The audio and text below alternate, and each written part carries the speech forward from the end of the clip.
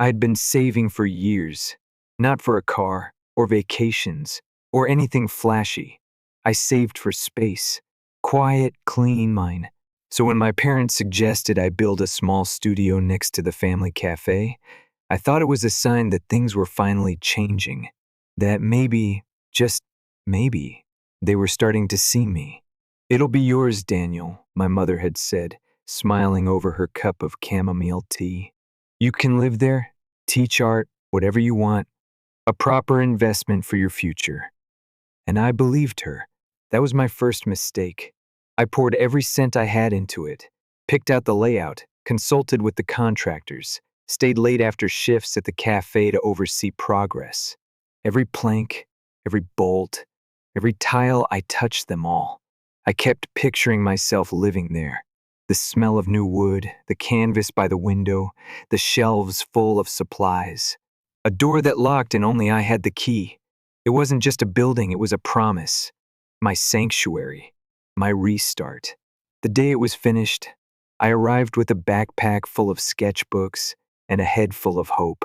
My father was already there. He looked at me like I was interrupting something. Then he handed me a duffel bag. "Ryan needs it more than you," he said flat. Like we were talking about lentil soup or table reservations. I stared at him. At first I thought it was some kind of bad joke. It wasn't. My mother stood behind him, arms crossed, face unreadable. "You're young, Daniel," she said, as if that explained everything. "You're not married. You don't have responsibilities. Ryan and Vanessa just got engaged. They need space to build a life." I didn't answer. I just turned and walked away. That silence I gave them? It's the loudest thing I've ever said. I didn't scream. I didn't argue. I didn't even ask why. I just walked. I left the keys in my pocket and the door unlocked. Let them figure it out.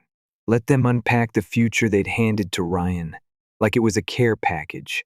One I'd built, brick by brick, with every piece of myself they never cared to know. They didn't call, not right away. I think they expected me to linger, to beg, to ask for a compromise. Maybe they thought I'd suggest we share the studio, like it was some kind of spare bedroom and not the culmination of years of quiet sacrifice. I didn't. I disappeared the same way they made me feel for most of my life. And that's when the messages started. First from my mom, "Daniel, there's something wrong with the plumbing. Can you stop by when you have a minute?" Then from my dad, "You didn't tell me the power kept cutting out. Did you leave something unfinished?" And then from Ryan. Of course. "Bro, what the hell is that smell?" I didn't answer any of them. The irony wasn't lost on me. The same people who said I was too young, too free, too uncomplicated to need that space were now realizing how complicated it was to maintain something they never built. They'd cut corners. I knew it the day my dad brought in his guy to finish the job. A friend of a friend who owed him a favor. "Don't waste more money," he said. "My guy's good enough." I'd argued.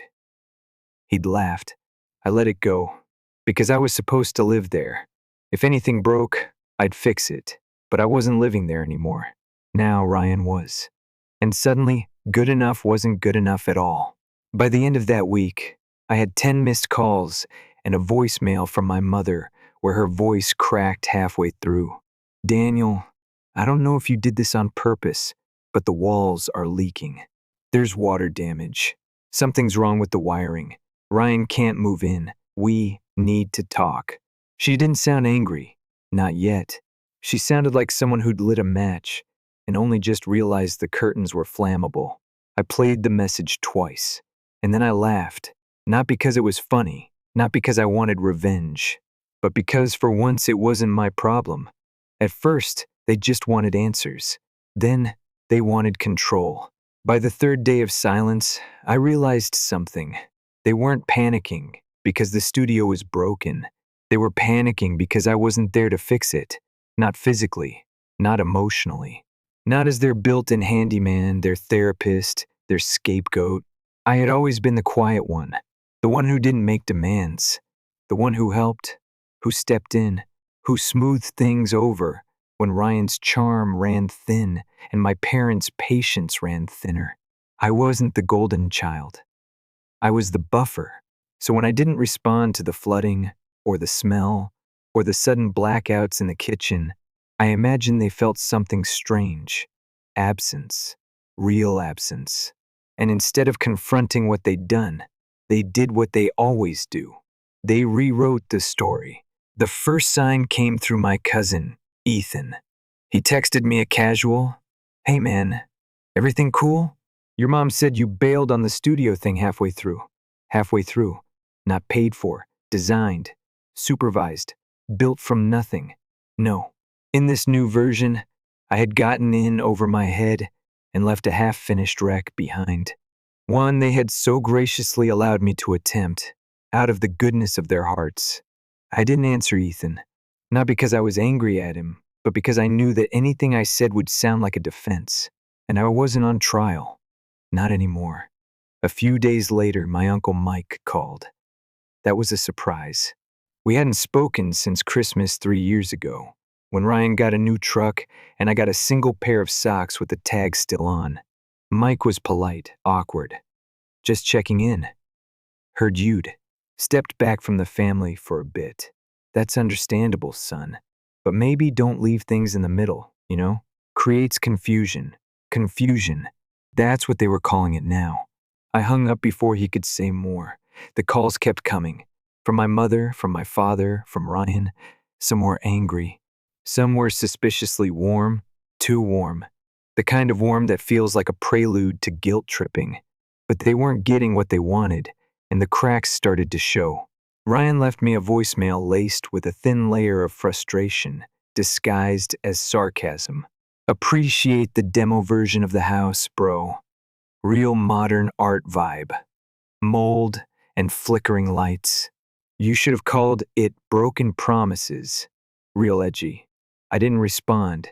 The next one wasn't a voicemail. It was a Facebook post. A photo of the studio under construction. Captioned, "So proud of Ryan and Vanessa for making this dream come true together. They've worked so hard for this." No mention of me. Not even a hint. I stared at that picture for a long time. Not because I was surprised, but because I wasn't. That was the part that hit hardest. I wasn't even an afterthought, I was an edit.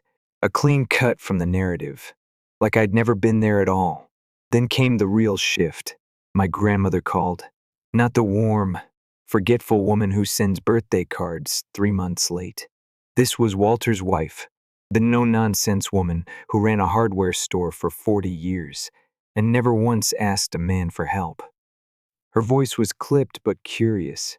"Daniel, your mother says you abandoned them, that you left a mess behind, that the house is falling apart, and your brother's fiancé is threatening to cancel the move-in. What's going on?" I sat in my car, one hand on the steering wheel, the other holding the phone like it might explode. And then I did something I hadn't done in weeks. I spoke.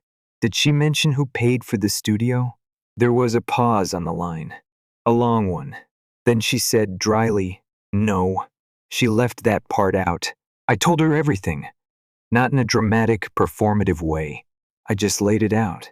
The plan, the money, the promise, the betrayal. The way they had watched me pour my entire savings into something, and then handed it to Ryan like it was a housewarming gift from the universe. She didn't say much, just listened. When I finished, she let out a breath that sounded older than her years. That's low, even for Patricia. I didn't say anything, and now they're scrambling because their precious golden boy can't get the plumbing to stop vomiting into the walls. Still nothing from me. "You should come to Sunday lunch." That made me blink. "Grandma, I'm not really looking to. Not to make a scene," she interrupted. "Just to let people see. Let them do the math." Sunday came faster than expected. I showed up 10 minutes late on purpose, wearing a plain navy shirt. Nothing fancy, nothing performative. Just myself. As I stepped into the dining room, conversations hiccuped. A few turned their heads. A few looked at their plates. One or two, Grace, Ethan, gave me nods. Not pity, not sympathy. Recognition. Ryan didn't look at me. Vanessa did, briefly, then looked away. My mother pasted on a brittle smile. "Oh, Daniel, you actually made it." I smiled back. Why wouldn't I? The room didn't know how to answer that. We ate, or tried to. The tension was the real entree, served with a side of awkward small talk and dry bread rolls. Then, like clockwork, Grandma Walter's voice sliced through the hum. "So, Ryan, how's the new house?" A pause. A flicker. My dad cleared his throat. "Just some minor issues. You know how construction is." She nodded, calm as ever. "Of course. Daniel, you were managing that build, weren't you?" Every eye shifted. I didn't rush. Took a sip of water, then said evenly, "Yes," until Dad replaced the licensed crew with his friend to save a few bucks. I told him not to. He didn't listen. Another silence. Then my grandmother turned back to my father. "George, how many times have I told you not to cut corners with electricity? You'll burn the whole damn block down." I didn't smile.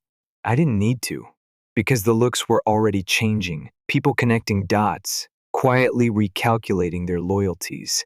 They weren't angry at me. They were embarrassed for themselves.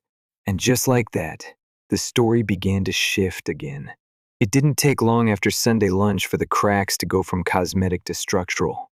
First, it was the city inspector. Apparently, Ryan and Vanessa had tried to fast-track the occupancy permit behind closed doors, without realizing that some final paperwork was still missing. Permits for plumbing, electrical certification, even the secondary ventilation compliance form. All things I had carefully prepped to file, right before I was told I didn't belong in the place I built. Turns out when you kick out the person who knew how to finish the job doesn't finish itself. Ryan called me 2 days later. I let it go to voicemail. "Daniel, man, I need those forms. Dad said you handled all that, and the city won't approve anything until it's submitted." Vanessa's getting antsy. "I get that you're pissed, but you can't just leave this hanging. That's the thing. I hadn't left anything hanging. They cut me loose. I just stayed gone." Another call, this time from Vanessa. Her voice was flatter, more clipped, less performative. "Hi, Daniel.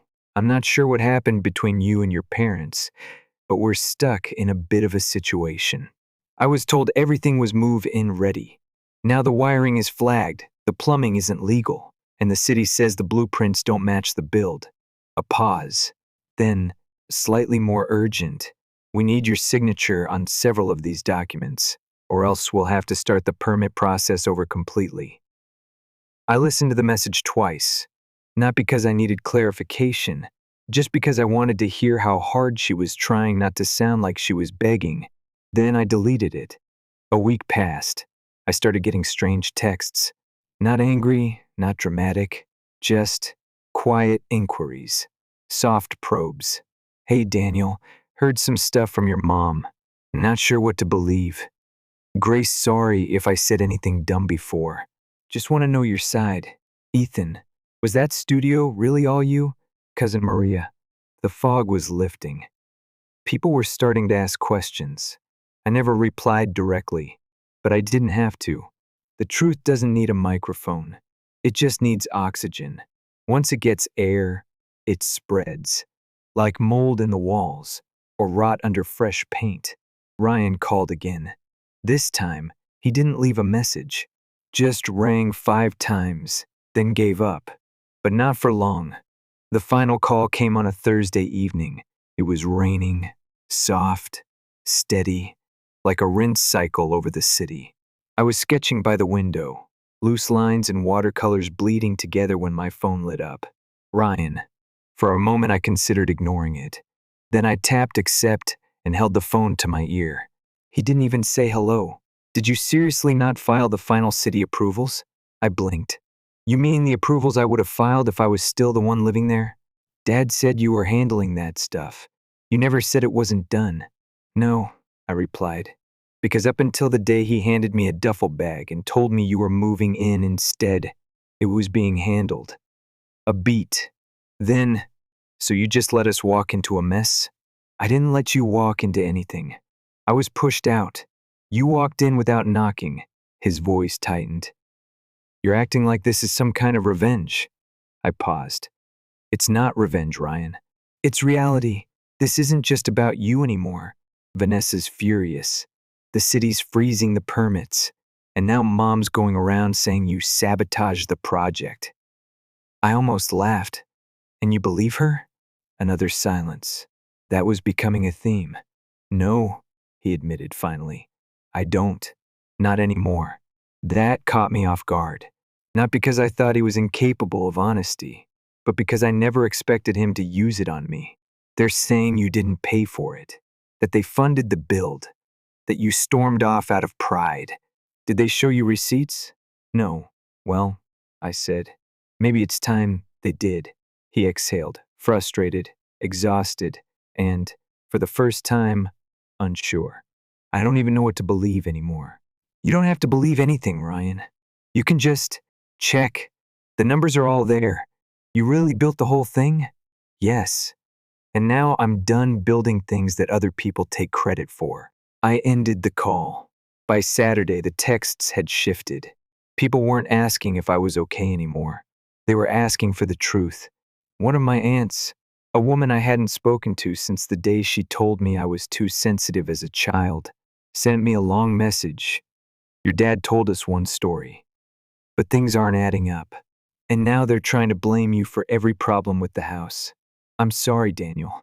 I should have known better. I didn't reply, not out of cruelty, but because silence was still my clearest language. That weekend, I stopped by the lot. I didn't go inside. I didn't need to. The exterior was already telling the story. Water lines along the foundation, rust creeping from a drain pipe, a back window duct taped shut. I stood there, just across the sidewalk, watching the building sag under the weight of everything they refused to take responsibility for. Their lies, their shortcuts, their insistence on control. They hadn't just broken a structure, they'd broken their own narrative, and now it was collapsing. One permit, one leak, one phone call at a time. The studio was uninhabitable. The story was, too. I didn't hear from Ryan again. Not for days. Not even after the city officially halted all progress on the studio. No occupancy certificate, no clearance for wiring, no temporary approval for plumbing. The structure was legally unlivable. It was poetic, in a way. A house built on broken promises, left standing but hollow, like the words they once fed me. And yet, I felt nothing close to triumph. Just release. My mother, however, was not done. The final stage of damage control began when the sympathy started drying up, when the relatives stopped nodding along and started asking questions, when even the nosy neighbors, who never missed a beat of cafe gossip, started looking at her sideways. That's when the narrative shifted, again. Daniel's hurt, she told people. He's just going through a difficult time. We didn't mean to upset him, which was true. They didn't mean to upset me. They meant to erase me. The upset part was just a side effect of finding out where I actually stood in the hierarchy. Beneath convenience, beneath appearances, beneath Ryan's engagement party plans. Then came the call I didn't expect. Grandma Walter, the same woman who once dislocated her shoulder lifting a paint bucket and finished the job before going to the ER. When she called, I answered. Your father's birthday dinner is this Sunday, she said. You should come. I hesitated. Why? Because the people who need to hear the truth will all be in the same room. And you don't have to say much. Just show up. So I did. I arrived 15 minutes late. Not out of disrespect, out of clarity. I had nothing to prove, no reputation to save, no seat at the table to beg for. I walked in like someone who had nothing left to lose, which, coincidentally, makes you the most powerful person in the room. The living room went quiet. My mother's smile tried its best to stretch across her face, but collapsed somewhere near her eyes. Daniel, she said, you made it. I nodded.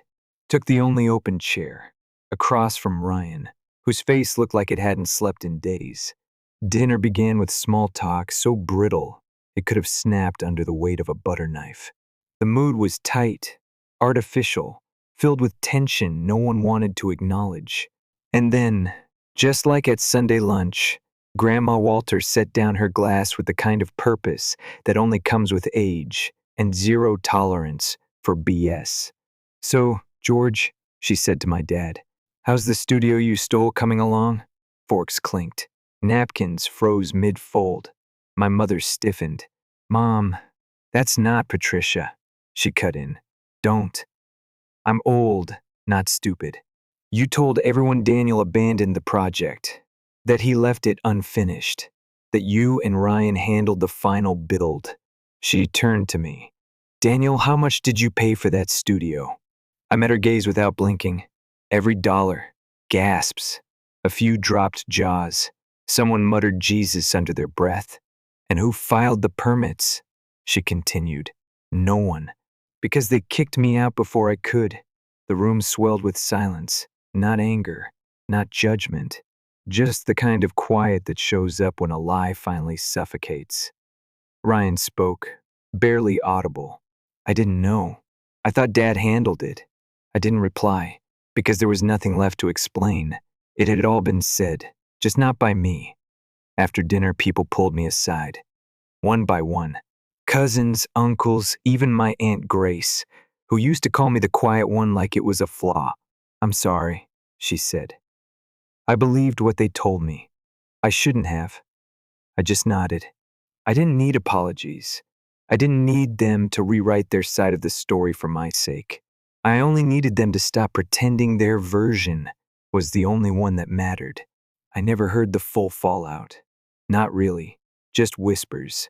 That Ryan and Vanessa backed out of moving into the studio. That my dad tried to resubmit permits under his name, but ran into trouble. That the mold was worse than anyone thought. That the city required a full inspection. That fixing it would cost more than building it from scratch. But by then, it wasn't about the studio anymore. It was about the story. And for the first time in my life, they didn't control it. Weeks later, I got a card in the mail. Plain envelope. No return address. Inside was a check. Not signed, not filled out, and a note written in my mother's distinct, looping script. "Let us make this right." I didn't cash it. I didn't respond.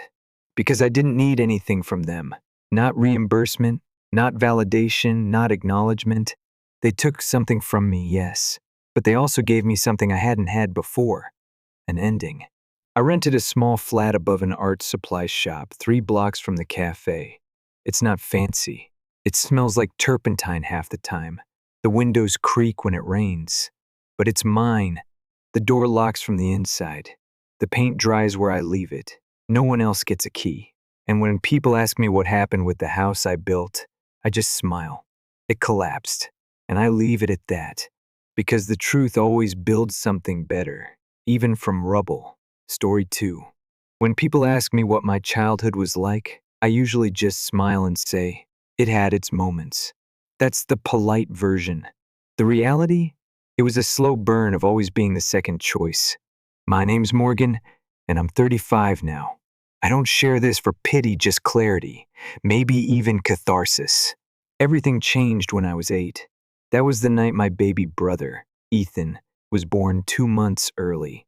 I remember the chaos like it was yesterday. My dad sprinting out the door in the middle of the night. My Aunt Lisa showing up in her slippers to stay with me. Everyone was holding their breath, and even as a kid, I knew something serious was going down. Ethan pulled through, but he was fragile for years. Our house turned into a sterile lab mom, disinfecting every surface like we were preparing for surgery. If I so much as sneezed, it was, "Morgan, pack your bag, you're going to Aunt Lisa's." At first, I thought it was an adventure.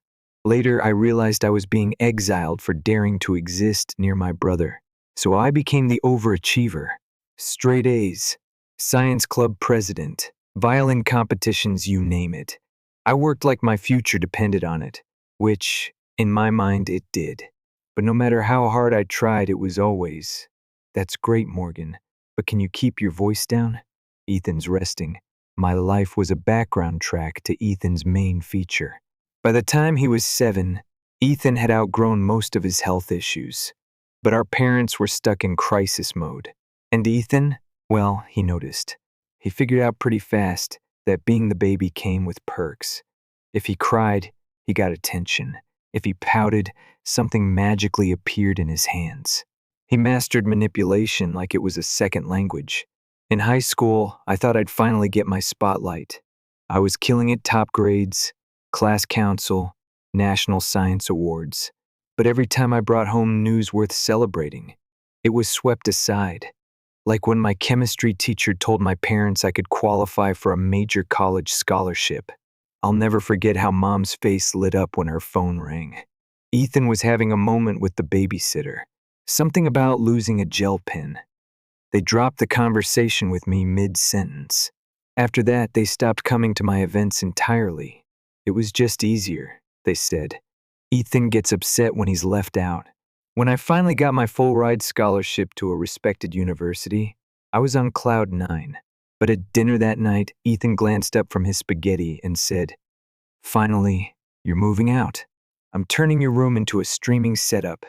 That was it. No congratulations. Just eviction. I counted down the days until college like a prisoner on parole. College was my freedom. I poured myself into learning and never looked back. At 22, I graduated with a degree in business analytics.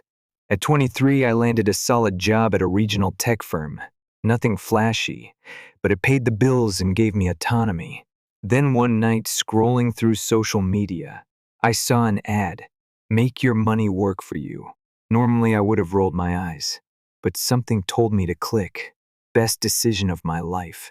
The course wasn't cheap, so I lived off ramen for a few months, but it paid off. The instructor, Jonah, broke down finance like it was a language I could finally understand. I started small, bought some stocks, researched markets, grew my portfolio. My first big win? An unknown AI startup I invested in exploded in value. My $500 became $40,000 in 3 months. From there, it snowballed. Biotech, renewable energy, cybersecurity. I was making more through investments than I ever did at my job.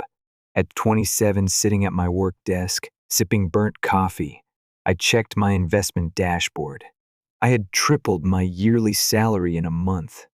I walked into my manager's office and handed in my resignation with zero hesitation. But every Saturday, I still went to family dinners. Maybe I hoped for change. Maybe I was just addicted to proving I'd made it. Every dinner was the same. My mom's overcooked meatloaf, my dad reading the news on his tablet, and Ethan holding court like he was at a press junket. He had enrolled in an elite private college, thanks to student loans, and our parents' blind belief in his untapped potential. "I need a Gucci backpack," he once whined. "Everyone else has one. Not a joke." One night, I came home from one of these dinners and couldn't shake the image of Mom crying over a pile of unpaid bills while Ethan browsed $200 joggers on his phone. That night, I set up a $5,000 monthly transfer to my parents' account. When I told them, Mom cried and hugged me first time in decades. I thought, maybe now things will change. They didn't. I overheard them whispering in the kitchen 2 weeks later. "We should give Ethan some of Morgan's money," Mom said, like it was nothing, at least $2,000. "He needs to keep up appearances." Dad agreed instantly. "Yeah, maybe that designer coat he wanted." My chest tightened. I wanted to yell, "It's my money. I earned it while you were doting on him for misplacing pens." But I didn't. I just withdrew. Instead, I focused on leveling up my life. At 30, I bought a luxury condo, all cash, no mortgage, floor-to-ceiling windows, secure building, balcony view of the skyline. No one helped. No one even knew. At dinner, when I mentioned I was moving, Mom said, "Just be careful, rent's high these days." She still thought I worked at that mid-level tech firm. Then came Ethan's graduation party. I brought a nice gift, sat quietly in the corner, and watched him strut around with his overpriced diploma like he'd discovered gravity. He walked up to me, smug as ever, and said, Bet you wish you went to a real college like me. I wanted to laugh. She had no idea I could buy her whole school's tech department and not blink. But I smiled and said, "Congrats, that's all." 3 months later, Ethan was unemployed, broke, and living at home. His expensive degree? Useless in the real world. And those student loans? Very, very real. Cue the next guilt trip call. "Morgan, honey, do you think you could increase the monthly help? Just a bit? Ethan's really struggling." I said yes. Of course I did. Even when they used my money to throw him a birthday bash that cost more than a semester of my tuition. I said yes until Thanksgiving. That's when everything changed. Thanksgiving that year felt off from the beginning. Usually Mom would obsess over the turkey and burn at least one pie. But this time, she called me a week early, her voice tight. "I don't know how I'm going to manage this," she said. "I pulled something in my back hauling Ethan's laundry. I can barely move." "You know what?" I offered. "Let me handle dinner. I'll get it catered from that new spot downtown, no stress, no mess." She hesitated for half a second, then said, "You're such a sweetheart, Morgan. I don't know what we'd do without you." In the background, I heard Ethan groan.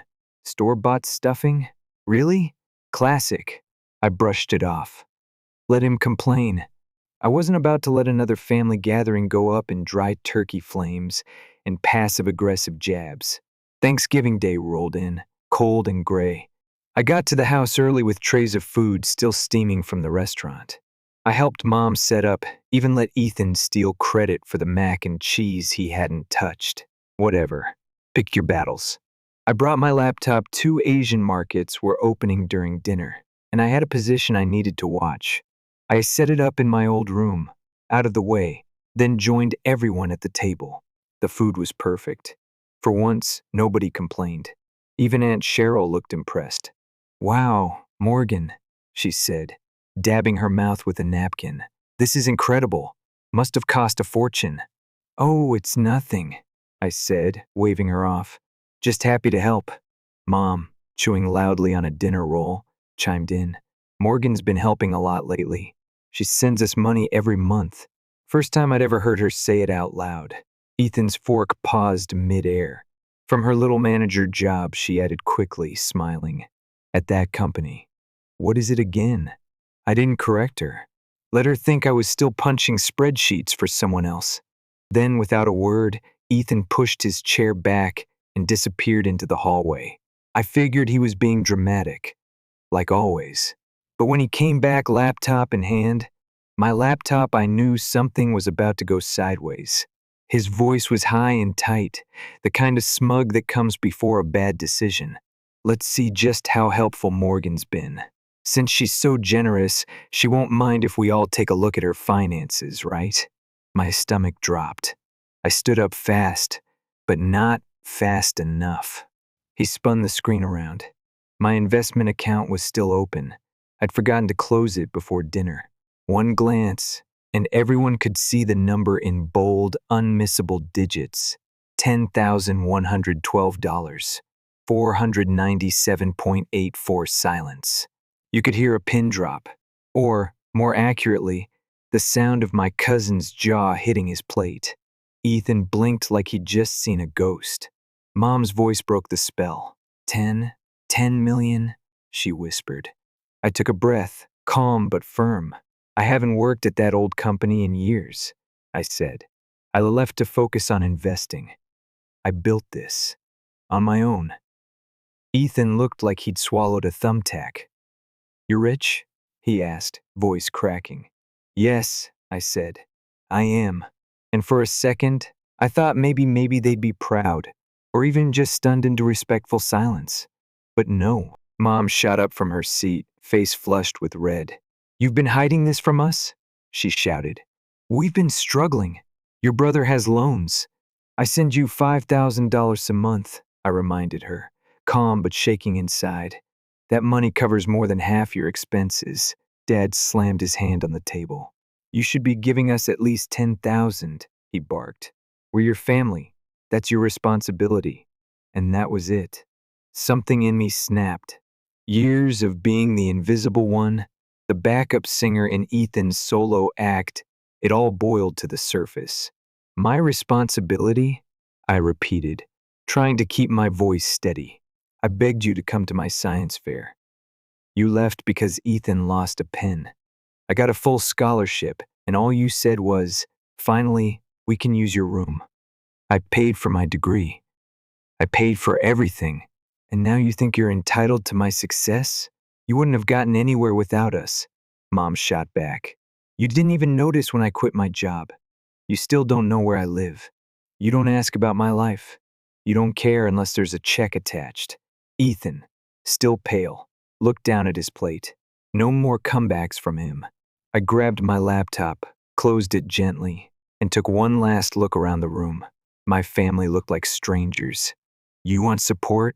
I said. Let your golden boy figure it out for once. Then I walked out. No drama, no yelling, just quiet, cold, final. The fallout was immediate. Before I'd even made it home, my phone was blowing up. Mom. Dad. Ethan texts. Missed calls. Guilt, trips, rage. Back to guilt. A full tour. I answered once. Mom opened with, "We're parents. You owe us." I hung up. Next came the social media sob story. Mom posted a long, passive-aggressive status on Facebook. My heart is broken. My daughter has millions while her family suffers. Please pray for her to find compassion. Friends I hadn't heard from in years messaged me things like, "Is it true? Or how could you let your brother struggle?" No one asked for my side. So I did what I should have done years ago. I opened my banking app and stopped the monthly transfers. Just like that. Then I blocked their numbers, emails, socials, all of it. 2 days later, I got a call from the concierge at my building. "Hi, Morgan. Your parents and brother showed up. Security asked them to leave. They were yelling in the lobby something about you owing them money." I thanked him, sent over a list of names to permanently ban from entry. Attached photos, just in case. I didn't cry. I didn't scream. I just made the boundary real. That night, I sat on my couch with a glass of wine and started browsing real estate in places far away. Somewhere quiet. Somewhere they'd never think to look. For once, I wasn't trying to escape. I was choosing peace. A few days after the Thanksgiving disaster, I woke up to the quiet. No texts, no calls, no guilt. It was the kind of silence that doesn't feel lonely, it feels like a clean page. For the first time in years, I didn't feel like someone's invisible support beam. I wasn't the helper. I wasn't the fixer. I was just Morgan. And that was enough. But of course, it didn't last. A week later, a new Facebook post popped up from my mother. Someone sent me a screenshot. The post had this long, flowery caption about family being everything and not letting money ruin blood ties. She even threw in a Bible quote for flavor. I didn't respond. Instead, I booked a trip. I flew out to Colorado for a long weekend. I rented a little cabin with a fireplace, watched the snow fall from the porch with a mug of coffee in my hand.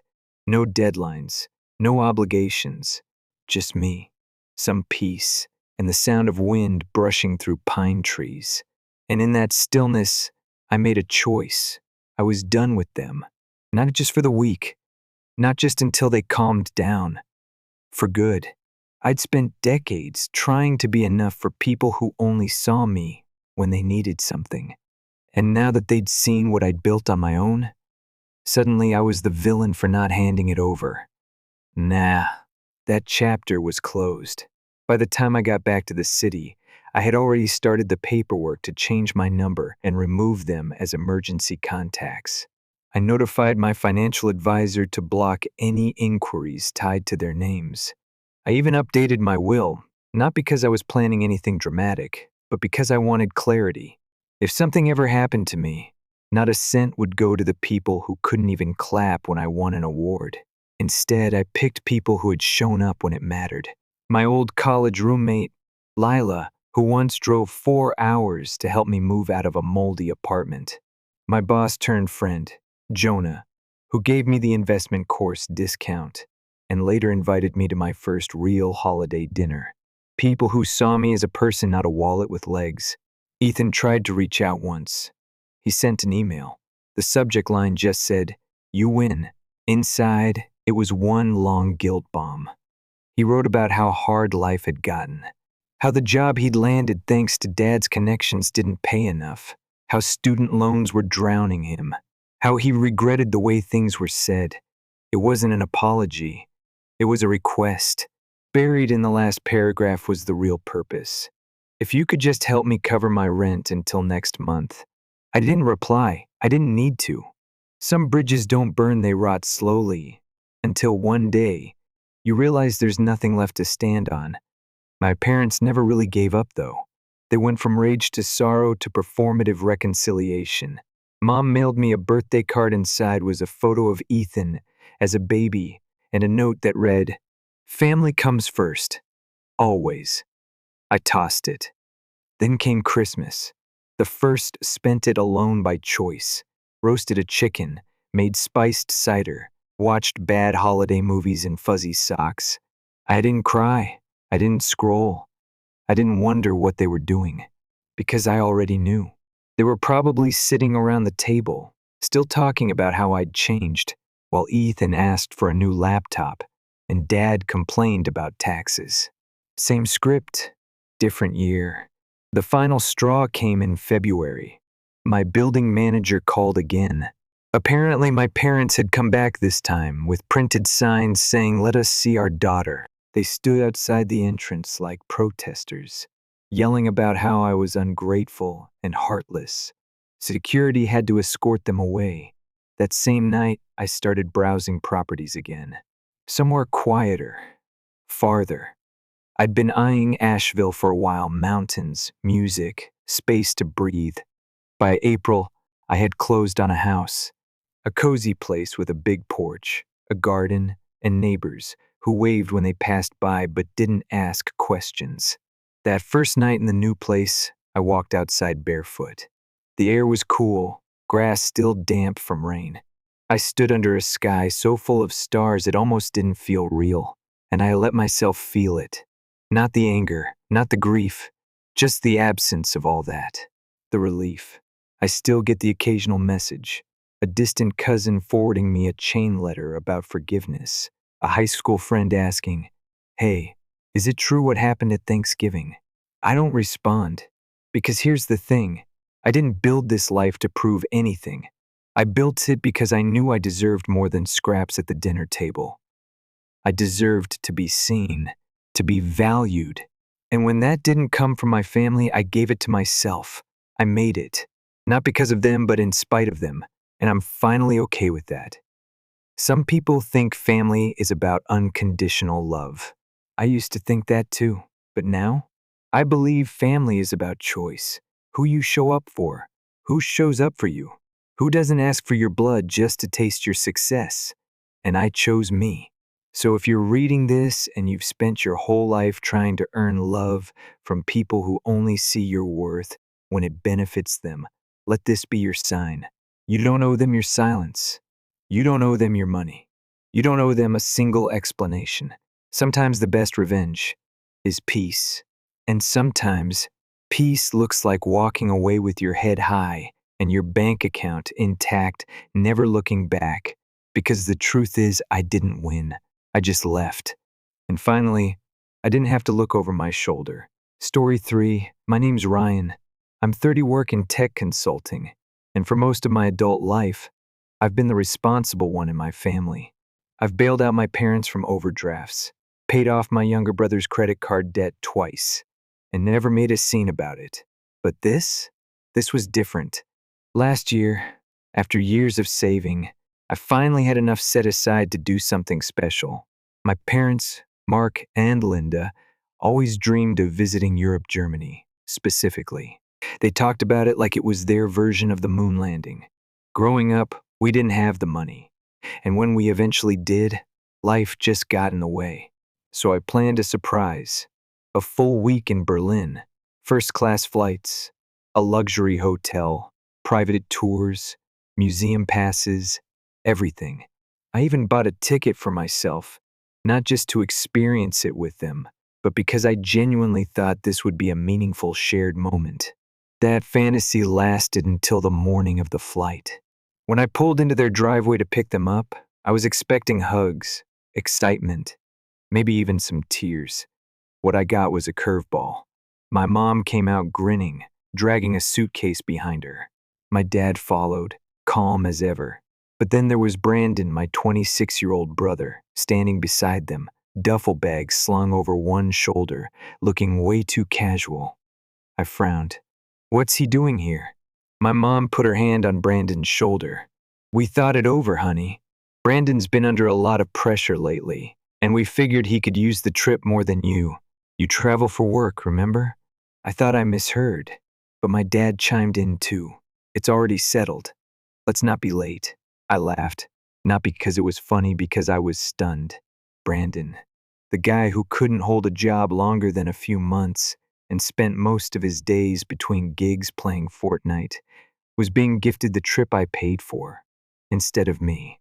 And just like that, my generosity became an afterthought. I clenched the steering wheel, biting my tongue so hard I swear I tasted blood.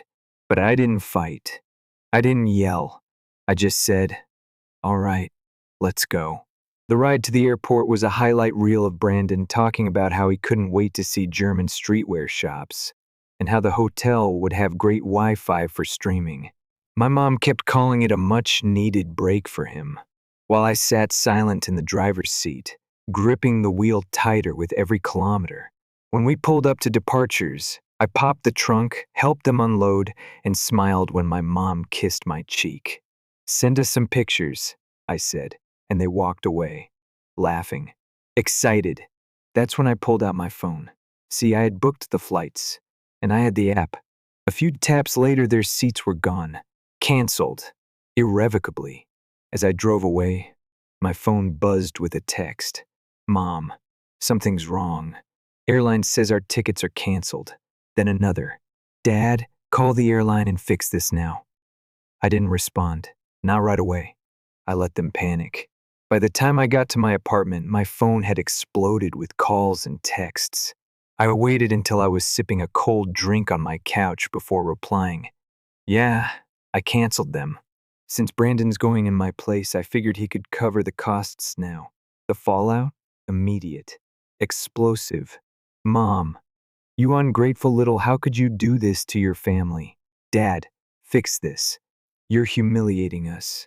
Brandon, dude, seriously? You have the money. Just rebook. Be cool. I blocked all three of them. And then I sat in silence. Beautiful, uninterrupted silence. They had assumed I'd roll over like always. They never thought for a second I might actually push back. That I might not be okay with being the default ATM. But that's what made this moment so satisfying. And then I had a better idea. My parents had always curated this image online. Their social media was filled with smiling brunches, anniversary vacations, little captions like feeling blessed. But those photos, those trips, they were funded by me, quietly, anonymously. Not this time. I opened Facebook and posted, wishing my parents and brother a lovely adventure in Germany. I was meant to go, but they decided at the airport that Brandon should take my place instead. Hope they enjoy the non-refundable tickets I paid for. It was short, brutal, honest. The replies came fast. Cousins, family friends, a few coworkers. Wait, what? They replaced you? That's insane. Are they even planning to come back? Please tell me this is a joke. But the real kicker? My mom had tried to post her own update. Off to Germany.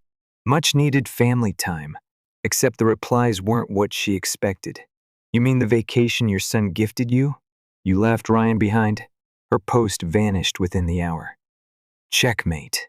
And then, as if scripted by karma itself, someone knocked at my door.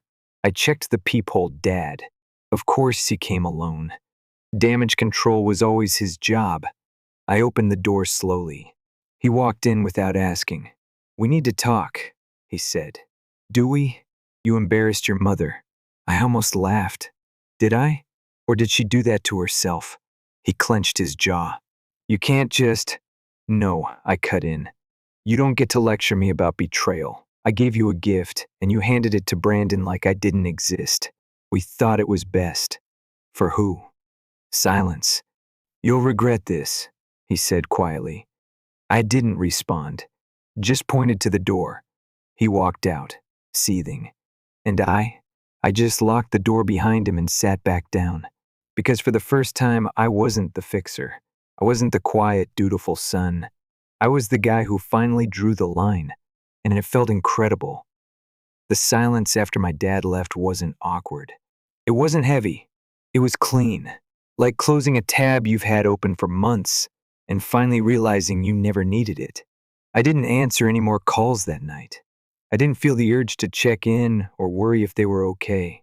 That version of me, the one who dropped everything to fix things, he was gone. And honestly, I didn't miss him. The next morning, I woke up to a dozen missed calls and about 40 unread messages across texts, Facebook, and even LinkedIn. That's when you know they're spiraling, when your mom's sending you an angry LinkedIn message like it's HR season. But instead of panicking, I made coffee, sat in the sun by my window, played some lo-fi jazz and let the world be someone else's problem for once. Eventually, curiosity got the better of me. I checked my messages. Brandon, bro. Mom's crying. Dad's yelling. This is a disaster. Me.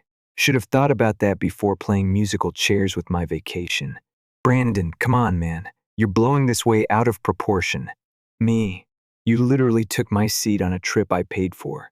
You think I'm overreacting? Blocked. I wasn't playing referee anymore. What really got me, though, was the tone in my parents' messages. Not apologetic. Not even confused. Just entitled. Mom, this isn't how families behave. Dad, you're making us look bad. That part was almost funny. Making them look bad? They replaced me with Brandon at the gate like I was a suitcase too heavy to carry. And now they were worried about optics? I took a screenshot of their messages, saved them in a folder called Closure, and closed the app. They weren't even trying to understand, just yelling into the void because, for once, I didn't cave. And honestly, the timing couldn't have been better. That weekend, my cousin Ava came into town. We grabbed drinks, caught up. She'd seen the Facebook post and just said, "Took you long enough." That hit harder than she probably knew. Apparently, everyone in the family had clocked how I was treated. How Brandon always got the benefit of the doubt. How I was the fallback guy. The bank account. The ride. The yes man. I always thought you were just okay with it, she said. That's the thing I wasn't. I just didn't know how to not be. But now I had proof. Receipts. Screenshots. Silence. Ava raised her glass and said, "To finally picking yourself." I'd never toasted to something that felt that good. A few days later, my mom sent a voice message. I didn't listen. Just read the transcription. You'll regret this. We're your family. I sat there, phone in hand, staring at the words. I used to believe that line. That family meant something untouchable. That no matter how badly they hurt you, you had to keep showing up. But that's the lie, isn't it? Family isn't about DNA. It's about consistency, respect, mutual effort. If you're the only one showing up, that's not family, it's emotional labor with a blood connection. So I wrote back, just one line. I gave you something beautiful, and you gave it away. Don't ask me to fix what you broke. And then I muted the thread. The fallout wasn't pretty. Apparently, they tried rebooking flights, but couldn't find a return flight in their budget. Brandon ended up sleeping in an airport overnight. My mom tried to post a sweet travel pic with a hashtag blessed caption, but turned off comments within the hour. And then, silence. I guess the family PR team had gone dark. For the first time in my life, I didn't feel bad for not helping. I didn't feel guilty. I felt free.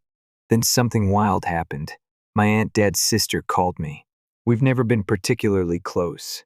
She lives 2 states away, retired early, barely shows up at reunions. But she said, "I saw your post. Just wanted to say I'm proud of you. Wish I'd had the guts to do the same at your age." We ended up talking for over an hour about family patterns, about how she'd always felt like an outsider too, about how Brandon reminded her of my dad in his 20s, entitled, coddled, blindly supported. She said something I'll never forget. Sometimes being the black sheep just means you're the only one who can see the fence. I got off that call and cried. Not because I was sad, but because someone finally got it. Later that week, Brandon tried one last Hail Mary. Brandon, dude, just talk to mom. She's losing it. This is tearing the family apart. I didn't even reply. Just blocked his number. Again, he wanted me to play therapist, to fix what they'd broken like always. But no, that's not my job anymore. I wasn't tearing the family apart. I just stopped holding it together by myself. It's funny how people scream disloyal the moment you stop being useful. A few nights after that, I sat on my balcony with a drink, watching the city lights blink on like soft confessions. I started writing a list, not out of pettiness but clarity. Things I've paid for, that no one thanked me for. Mom's dental surgery, Brandon's second failed startup, Dad's emergency car repair. Family vacation, #1 family vacation, #2. This Germany trip, 6 major things. And that wasn't even counting the little stuff: groceries, bills, gas. I didn't make the list to hold a grudge. I made it to let go of one. Because somewhere along the way, I convinced myself that being needed was the same as being loved. It's not. That Friday, I got a message from Ava again. Ava, dinner at mine next week. No drama, I promise. Just good people. I replied yes without hesitating, because that's the thing about stepping away from dysfunction. It opens space for something better, something quieter, more honest, like a real friend who asks how you're doing and actually listens to the answer, or a cousin who doesn't want anything except to see you smile without flinching. Or peace. Just plain peace. I don't know what comes next with my parents. Maybe they'll try again. Maybe they'll pretend none of this happened. Maybe Brandon will finally grow up. Or maybe he'll keep doing whatever it is he does. Doesn't really matter. Because I finally stopped waiting for them to treat me right. I started treating myself right instead. And for once, that's enough. A month passed. Not a word from my parents. Not even Brandon. Which, honestly, was surprising. I expected at least one guilt-laced birthday card or a vague "we need to talk" text, but nothing. And that nothing, it was loud at first, like waiting for a storm that never came. Every day I'd open my phone expecting a ping, a voicemail, something passive-aggressive disguised as an olive branch, but instead I just got quiet. So I leaned into it. Started running in the mornings again, got serious about work, even redecorated my apartment, turned the old guest room into a music space, hung my own art, framed some travel photos I never got around to printing. I started building a life that didn't orbit their approval. One evening, while I was cleaning out a drawer, I found a worn envelope handwritten from a while back. It was from my mom, tucked inside a birthday card I barely remembered opening. The message inside read, "We're proud of the man you've become, even if we don't always show it." I sat with that for a long time, because that was the thing. They never showed it. And words without action? That's just a paper wall in a house with no foundation. So I slid the envelope back into the drawer, not to hold on, just to remember. Then, about 6 weeks after the airport incident, I got a knock at my door. It was late. I wasn't expecting anyone. I glanced through the peephole, mom, alone. I didn't open it right away. Just stood there, breathing, not angry, just steady. Eventually, the first opened the door. She looked tired, not sick, just worn thin.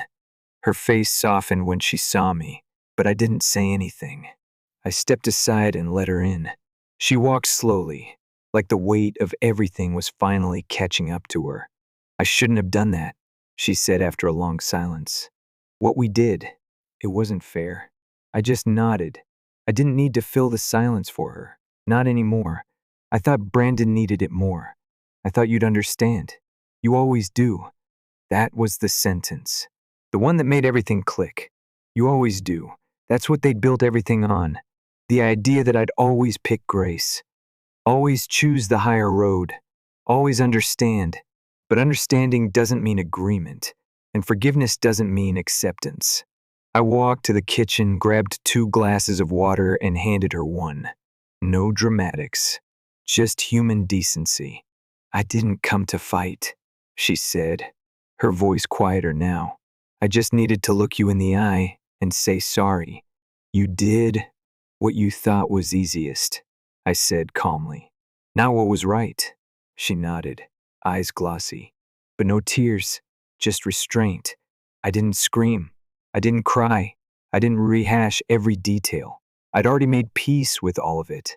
After a long pause, she asked, "Do you think we can fix this?" I leaned back, looked out the window. The city was glowing. Cars moved in slow lines. Somewhere, somebody was probably having the same conversation. "I don't know," I said, "but I'm not rushing back into something just because it's familiar." That's the truth most people can't sit with. Sometimes healing doesn't mean reunion. Sometimes it just means release. That night, after she left, I sat alone with my thoughts. No TV, no music. Just the soft hum of the fridge and the quiet ache of boundaries finally held. There was no victory dance. No dramatic "I showed them" moment. Just peace. People think revenge is loud. But the best kind, the kind that lasts, it's quiet. It's you, living your life, no longer waiting for people to treat you right. It's refusing to explain your worth to people who already decided they wouldn't see it. A few weeks later, I got a text from Brandon. "Brandon, I heard Mom came by. Just wanted to say, I get it now, sort of. Working on myself. No big apology. No dramatic promise. But honestly, I didn't need it." I replied, "Do the work. Not for me. For you." And that was it. No calls, no sit-downs, no family therapy sessions to fix the rot that had been growing for decades. Just space. And in that space, something different started growing: self-respect. I stopped checking my phone for validation. Stopped justifying every boundary I set. Stopped explaining why I chose distance over dysfunction. And slowly, quietly, I started becoming someone I actually liked. Someone who didn't just look okay on the outside, but actually felt good on the inside. I met new people, reconnected with old friends, started planning a solo trip Germany maybe. Not because I needed to prove anything, but because now, if I went, it'd be on my terms. No baggage, no guilt, just me, moving forward.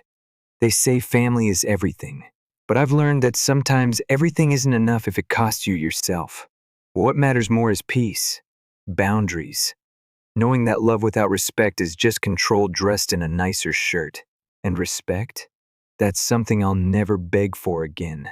So if you're reading this, wondering if you're wrong for finally choosing yourself, let me say this as clearly as I can. You're not wrong. You're just done, and that's okay.